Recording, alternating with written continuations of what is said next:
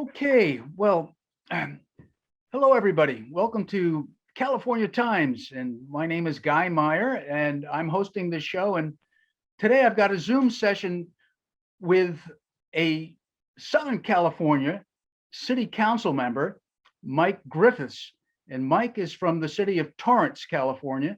Is that in LA County, Mike? Yeah, we're in LA County, just south of LA Airport.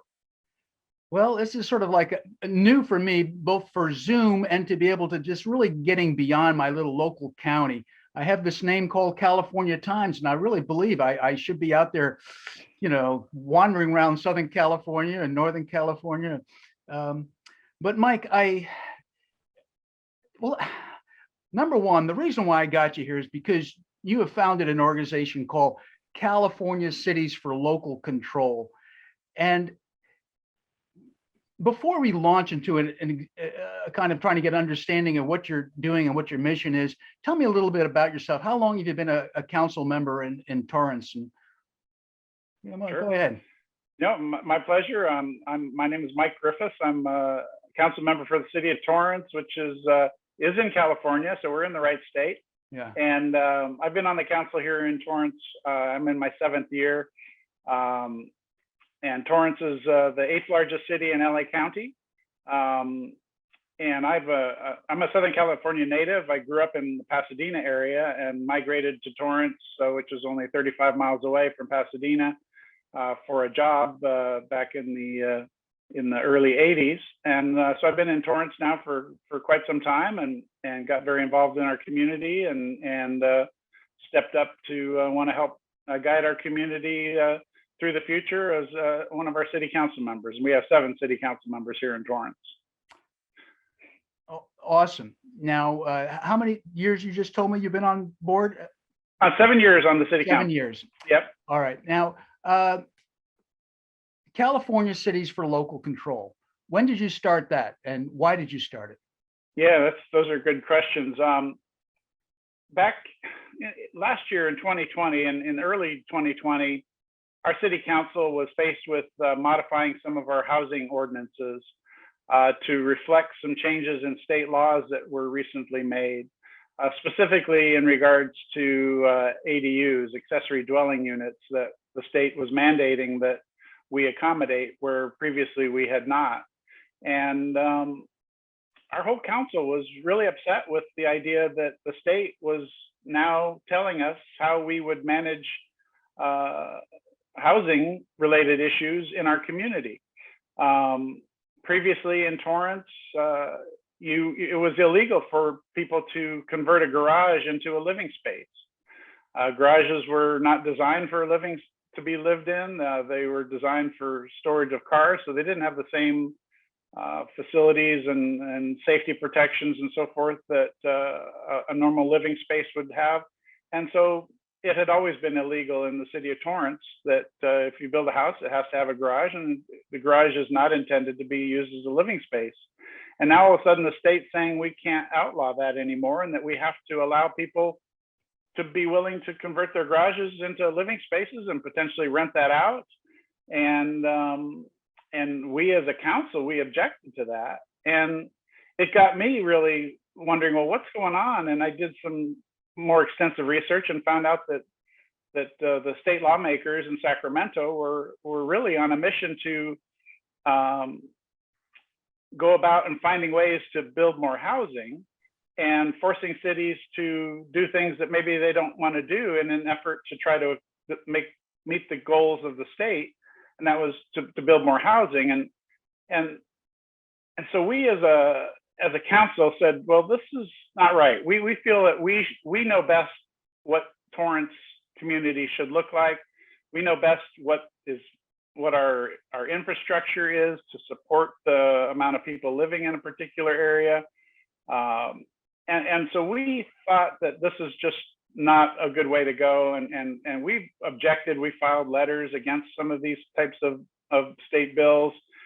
But yet we felt that our letters were falling on deaf ears, and that the Sacramento legislators weren't listening to us. And we also knew that the residents in our community had no idea that these changes were being made. And when I moved to Torrance back in the early 80s, I'd worked hard to earn the kind of money that it took to live in a community like Torrance. And I specifically picked the neighborhood that I chose to buy my house in because it was the type of neighborhood I wanted to live in. Single family residences with lots of space between homes, that you didn't have that crowded in feeling, nice quiet neighborhoods, nice schools. And so I paid a premium to come and live in a neighborhood like this. And now for the state to come along and start to say, well, we don't care what your neighborhood's like anymore. We want to make changes because we feel that we need to just build more housing. And I'll get to the reason why the state thinks they want to build more housing. But so all of a sudden now their state is saying that my formerly R1 zone property, which was intended for one residential unit, now could have up to 3 units of residential space that could be occupied by 3 different families potentially. And not only that, but they didn't have to include any kind of parking for the people that would live there for on-property parking. And so people would either have to not have cars or have to park their cars on the street. Well, we as a city objected to that, and we thought that that was wrong, but we didn't have a choice. We could not, it's state law. We have to follow the law. So we had to change our laws to reflect that. And so we as a council just shook our heads saying, well, what can we do to stop this? And we all said, well, really, there's not much. We've done everything we thought we could. And that was to file letters of protest and letters of opposition to these bills, which were basically ignored. And so it dawned on me to say, the public doesn't know about this, but we as the leaders of our communities, our cities, our elected officials, council members and mayors, we do know what's going on because we're in the process of having to modify our housing ordinances to reflect these state laws. And so I came up with the idea, and this is how California Cities for Local Control was founded, was to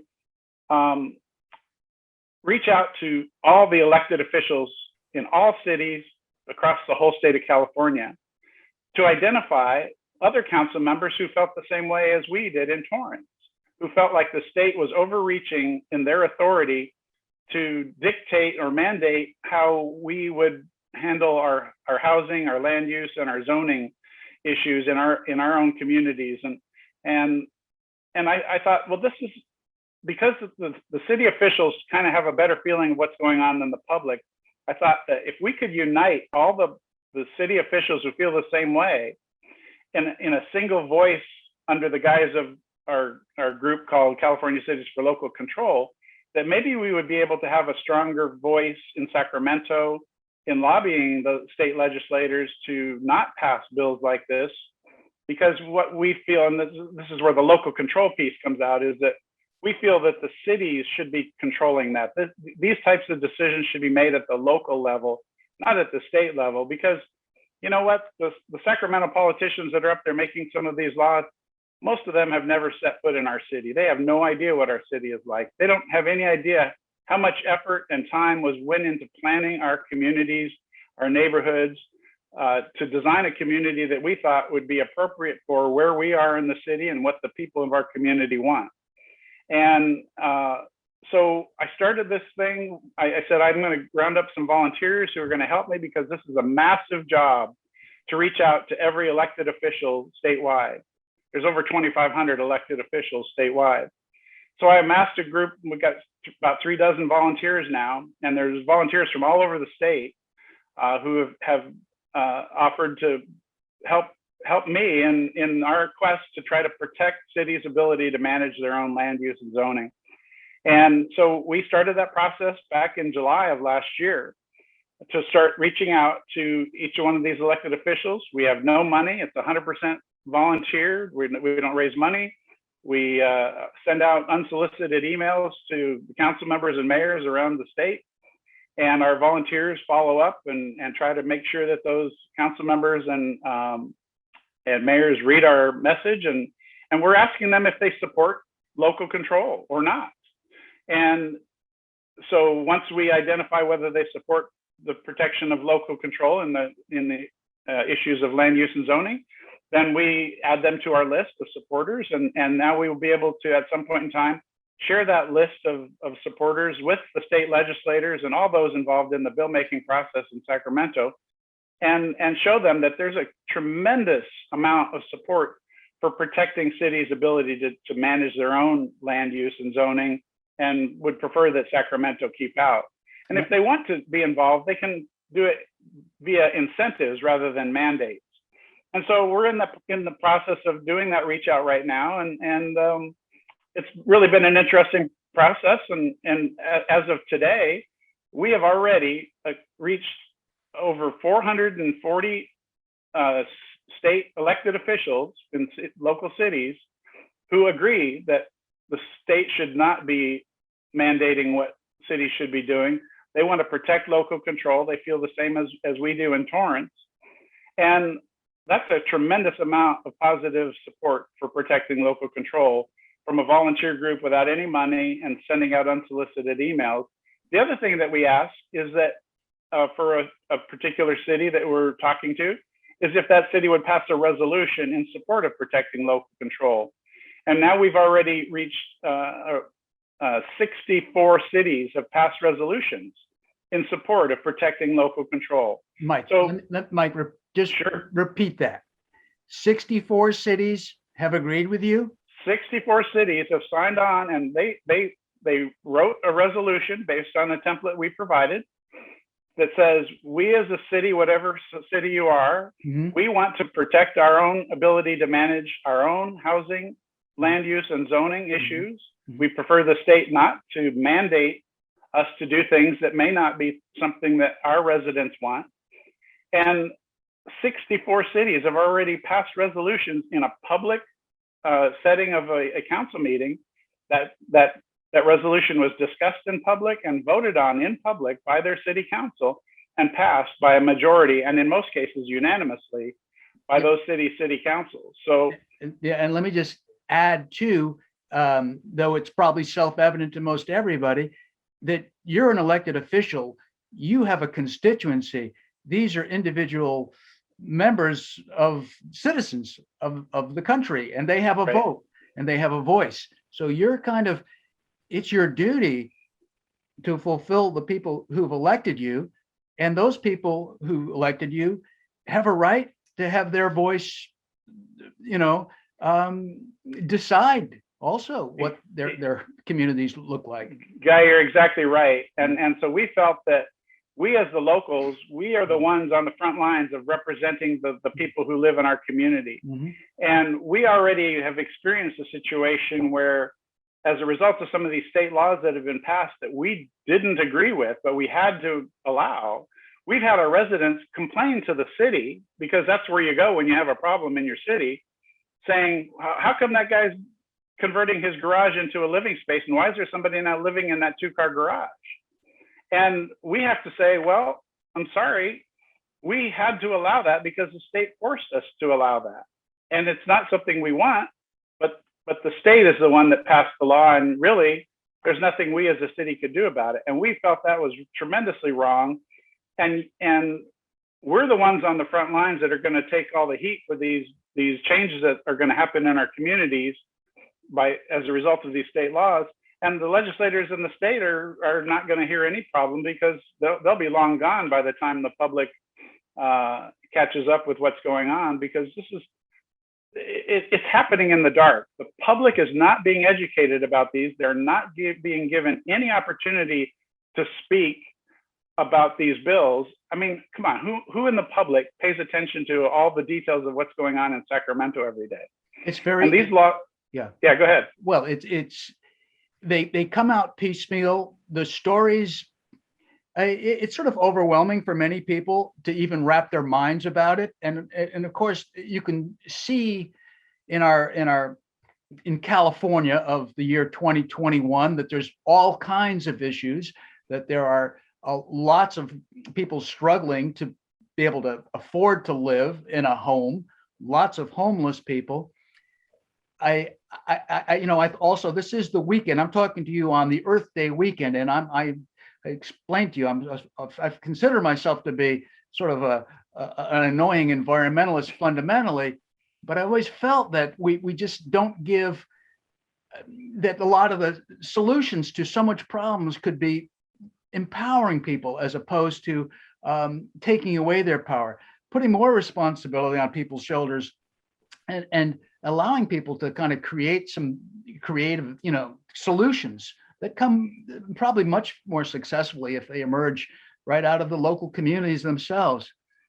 Yeah, the cities that have already signed on with us, and on our website, our website for anybody who's interested is www.localcontrolca.com. We have a map on our website that shows all the cities that have joined with us in support, and we have support all over the state, not in just local Southern California, but from one end of the state to the other, we have cities who support protecting local control. And the cities that have signed up with us represent millions of people, millions of residents, millions of homeowners. And we know that these local officials care, who joined on with us, they truly care about their communities. They're there for the most part, they're there for the best interest of what their community is trying to do and what their community wants. And for them to have to tell their residents, I'm sorry, Mr. Resident or Mrs. Resident, the state has forced me to do this. We have no control over it anymore. And that resident is going to feel 100% powerless to do anything about it, to be have any ability to complain or to have anything done about it. And their voice was never heard. And so that's why I feel it's so important for us as the California Citizens for Local Control to go after the elected officials who represent the residents and cities throughout the state, to stop these types of bills that are coming forward, who are changing the nature of our community without involving us in that discussion.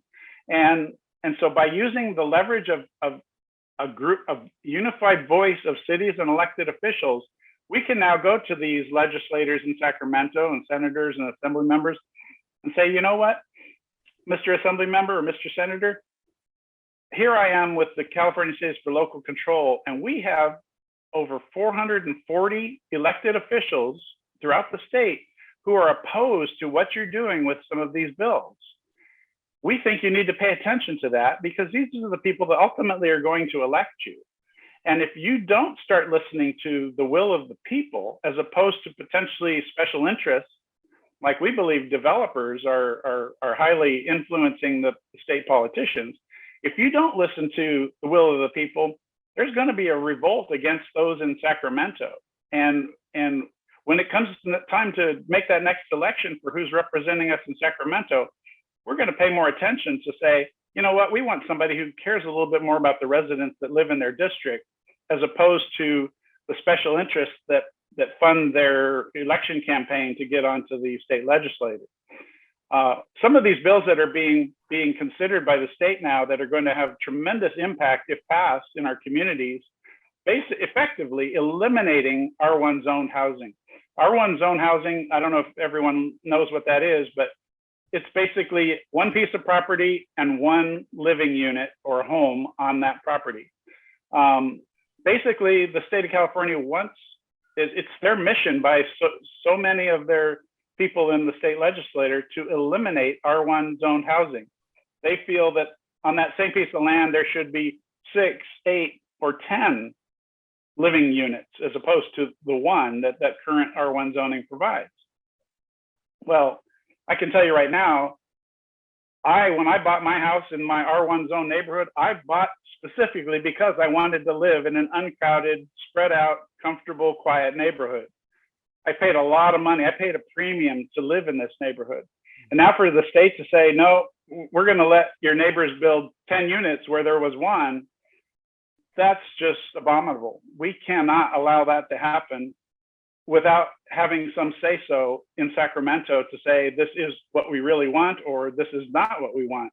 And I know for a fact, from talking to so many people, the public does not want this, for those who even know about it. Yeah. And it's something that we feel is just a significant overreach by the state legislature, that we're going to do our best to lobby with our group of united council members and cities to say enough is enough.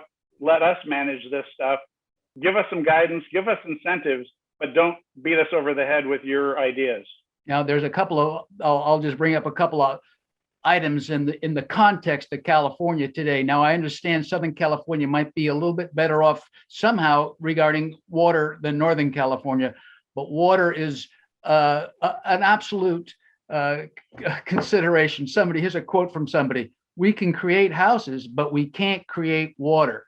This is another activist I heard who said that.